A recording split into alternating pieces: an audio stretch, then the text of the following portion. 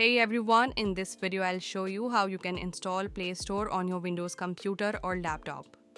So first open your web browser and search for bluestacks.com. You can either download BlueStacks 10 or BlueStacks 5 on your computer.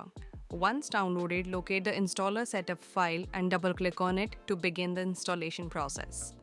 Follow the on-screen instructions, then click on the Install Now button. This may take a few moments to complete. Once installed, open BlueStacks app player. Now click on the App Store. Sign in with your Google account. Enter your Gmail ID and password here.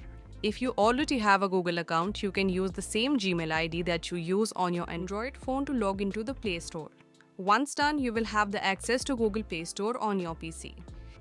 You can search for apps and games. To install any app, simply click on its icon, then click on Install button. So that was it. If you found it helpful, don't forget to like and share.